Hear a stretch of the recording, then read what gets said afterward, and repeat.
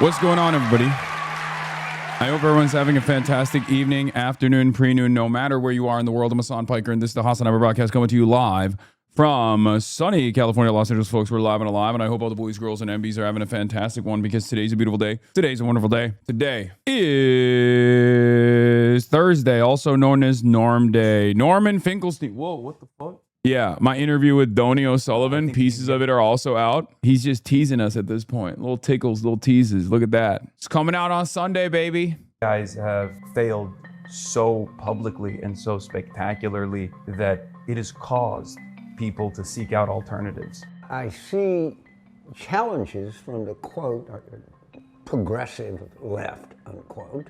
And these people are too hard-headed to know that they're not popular. People don't like them. They don't win elections.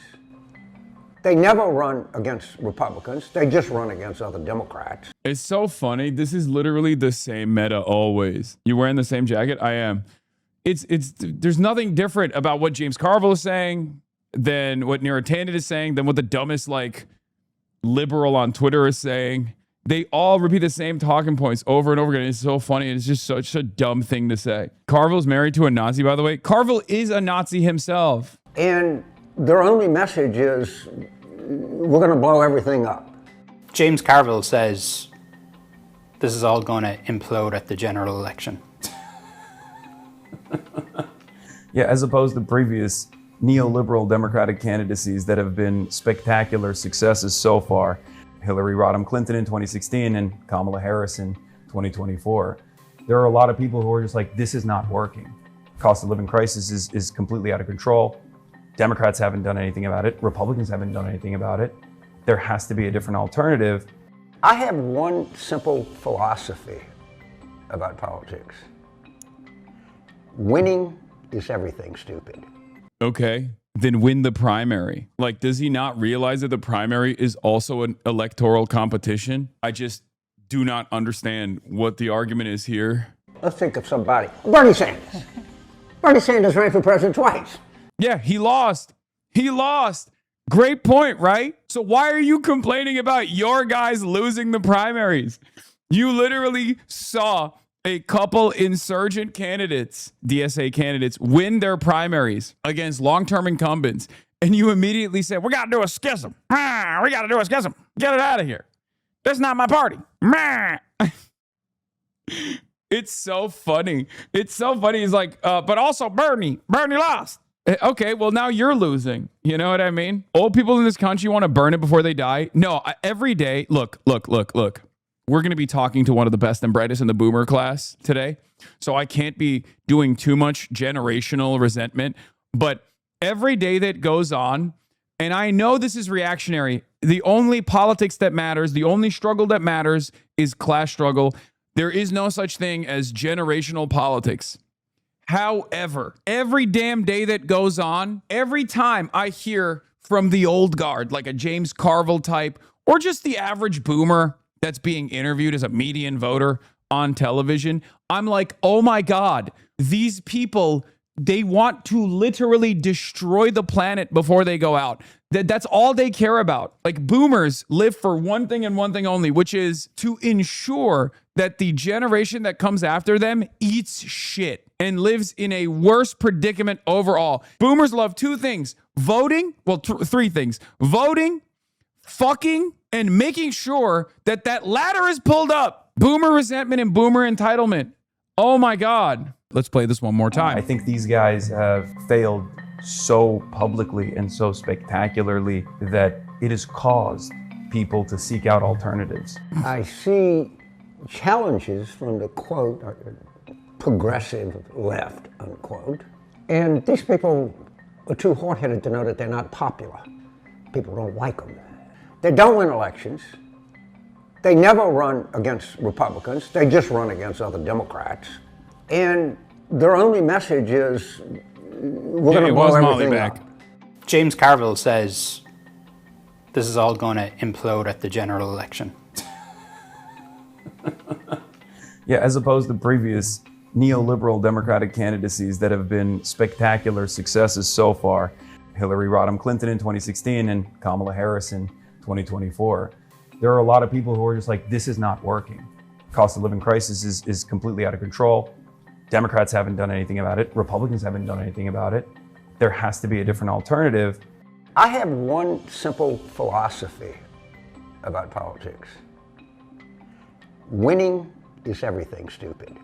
Let's think of somebody. Bernie Sanders. Bernie Sanders ran for president twice. You know what I mean? He did twice. He lost. By a lot. Because for progressives, getting out of the primary is a far more difficult battle than winning in the general. This is our theory. The reason for that is because Republicans don't have a vision for change. Socialists do. Yes, I'm wearing the same suit jacket, chat. Shut up. My attitude on this has been very clear. If the establishment Democrats coalesce behind socialist candidates in the general and use their turnout machine not against the socialist candidates, but instead in the direction of socialist candidates, it would be over. There would never be another Republican victory for the upcoming 10 generations, okay? This would be a one-party state. The problem is Democrats, or at least the center of power in the Democratic Party, is unfortunately far too invested in the corporate oligopoly that exists in the same exact way that the Republicans are. The center of power needs to shift away from these establishment Democrats. And for the longest time, they have been able to successfully keep out socialists. They've been able to successfully stop their left flank because the electability argument was successful. It was successful in not winning elections necessarily, but it was successful in stopping voters in the Democratic Party primaries from voting for a candidate that they actually liked. But now, after this second humiliating defeat against Donald Trump, establishment Democrats can no longer convince voters in the Democratic Party primaries to vote for the establishment on the electability argument. The electability cudgel is no longer working. I think you are undervaluing how DSA being an outsider and not supported by the establishment is good for them. Yes, but once we get to the general, we can't be fighting against the establishment and the Republicans. That's the real secret sauce here. That's the real secret recipe. And I don't think you guys are ready for that conversation yet because you've never actually experienced this yet. Because Bernie lost in the primaries, right? What worked in New York City when the establishment Democratic forces coalesce behind a spoiler like Andrew Cuomo will not work in Wisconsin. It will not work in Michigan. Guys, this is where there's a little bit of social engineering that we have to engage in. You're wrong. You're objectively wrong. Of course, Zoran is going to fucking defeat the establishment Democrats and the establishment Republicans in fucking New York. But if there is additional hurdles presented by establishment Democrats in places like Michigan, in places like Wisconsin, that will be a toss-up. If the establishment forces coalesce behind the socialist flank, those will be easy-ass elections to win. They are calling you reprehensible. In the Republican Party. It's all aimed at overthrowing the establishment. The juxtaposition between CARVILLE and Piker is very interesting to me. CARVILLE's a guy who's won, hundreds of political campaigns in America over 30 years, 40 years. Hasan Piker is an influencer who abuses his dog on camera. And he's very popular with a certain fringe bunch of people out there, but he doesn't care if the Democratic Party succeeds. He wins if the Democratic Party loses, and he wins if Democratic Socialists win.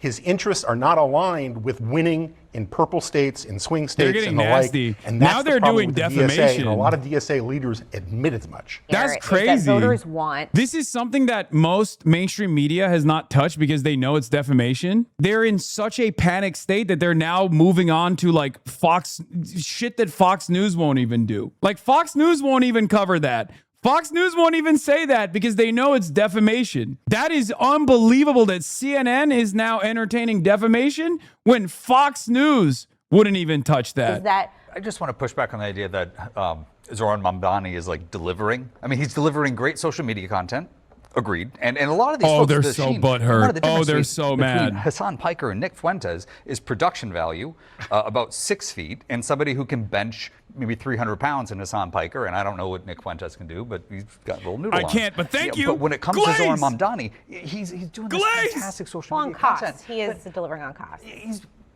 How? He hasn't done that yet. I mean, he's balanced the what is budget he like delivering on Pre-K, a he's bunch of frozen the pension rent, obligations. things like that. Yeah, freezing the rent, which is good if you're in a rent-controlled house, which a lot of those. Which a lot of people in New York City are. And so But this, when you, I think this is the central point, which They're is that so it might work in New York scared. City. It does not may gonna work work in everywhere. Michigan Correct. or the That's rest of the right. country. That's And that's right. the you can point. get away with it in the short term, but eventually it's all going to come crashing down, and I guarantee you I know who they're going to blame. Wow. That was awesome. That was fucking awesome. They are fucking terrified, dude. God damn. Like, we've always said that there are some liberals, there are some establishment Democrats who hate the left more than they hate Donald Trump. But Democrats, for the most part, have actually been very careful not to go beyond a certain point. AOC is a great example of this, where, like, obviously they hated that AOC defeated Crowley, but AOC was in the ranks of the Democratic Party in general, and they basically welcomed her, right? And when push comes to shove, even though there's a lot of resentment towards Rashida Tlaib and Ilhan Omar, even at points Nancy Pelosi has defended Ilhan Omar and Rashida Tlaib, but they've also attacked Rashida Tlaib and Ilhan Omar as well. But they've never gone past the point of actively presenting the left flank as a bigger danger to American politics. The only time I've seen them do this was when Bernie was slated to win the primaries in 2020. They must be very panicked about what's going on within the Democratic Party, so much so that they are now resorting to insane levels of slander, including but not limited to complaining about Zoran Mamdani not accomplishing his agenda, which is demonstrably false. And I said this from the beginning, that they did not fear Zoran Mamdani losing. They did not fear Zoran Mamdani failing. They feared his success. Look at these polls, man. Look at these polls. Mamdani at -5, AOC at -12. This is across the board, by the way. This is the CNN SSRS poll, favorables highest to lowest net. Zoran Mamdani has the highest favorability, AOC in a close second place. This means favorabilities in the Democratic Party and also the unfavorabilities coming from the Republicans. I feel that if a leftist candidate is favored to win, they will pull a 1968 convention, a 2016 Bernie, a 2020 Super Tuesday, and rat fuck the candidate, even if it would lead to a loss in the general. If we establish a base of support within the center of power of the Democratic Party in these midterms, it will be far less likely for them to successfully accomplish that. The environment that you are describing is so different than what it is right now. One of the primary weapons that the establishment has always wielded against their left flank has been mainstream outlets consistently smearing their left flank opponents, the left flank insurgent movements, people like Bernie Sanders. That was unbelievably successful in 2016 and also successful in 2020. With the exception of, I would say, older black voters, who are, of course, a very important and very reliable voting bloc, one of the last machines of the Democratic Party that still actually works. There's not a lot of juice left in the establishment side. People no longer believe the electability argument. I say older black voters specifically because younger black voters also do not give a shit about what the television is saying is the most reliable vote. We are Charlie Kirk. We carry the flame. We'll fight for the gospel. We'll honor his name. We are Charlie Kirk. His courage, oh, together unbroken, we'll make heaven known.